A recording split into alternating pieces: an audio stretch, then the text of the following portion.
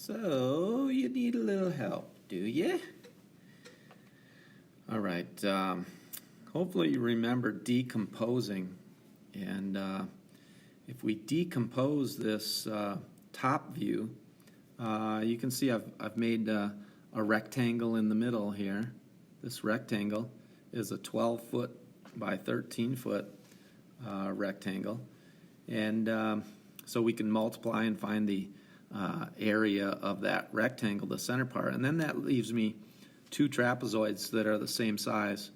And remember, if we take a trapezoid, a couple things you can do. There's an equation that I use, which is half of the two bases, and the two bases would be this one and this one.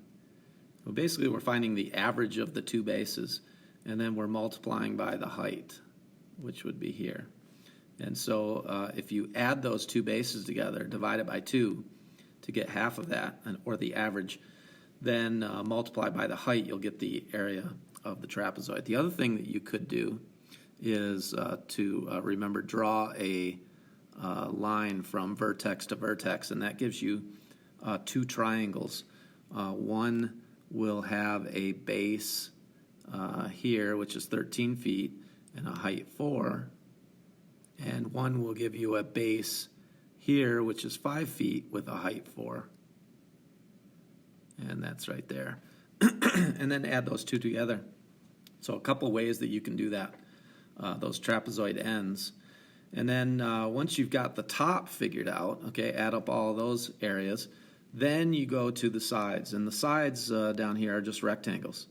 So there's going to be a front, okay, that one's going to count. And then each of these corner pieces, which would be, let me get a different color here for you so you can see them. The corner pieces would be here, and here, and over here, and there. Each of those are 5 3/4 feet long, and they are 3 feet tall. So there's going to be 4 of those. So it's going to be 5 3/4 times 3. And then there's going to be 4 of those, so I would multiply that by 4, and that would give me all of the corner pieces.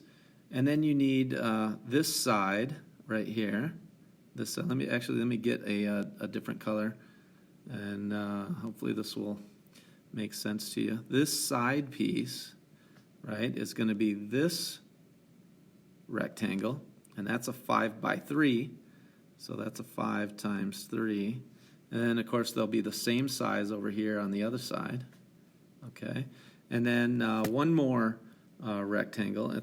And the other one, there's only one because, remember, we're attached to the house. So imagine if the house was here, down here, if this was the house, then we're obviously not going to stain the side that's attached to the house. It's just, there's nothing there to stain. So we don't need that one, but we do need this one.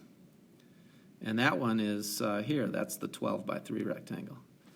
So you've got a 12 by 3 rectangle in the maroon color. You've got all 4 of the side pieces are rectangles, and those are the orange colored sides.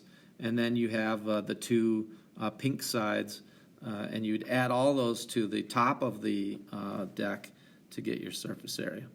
So going to have to really be careful, make sure that you're counting all of the pieces that need to be stained, and finding the areas of all those little decomposed rectangles and triangles and trapezoids, and then add them all together.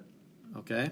So be very careful, keep yourself organized, use a calculator, and see if you can come up with the surface area. All right? Hope that helps. Good luck.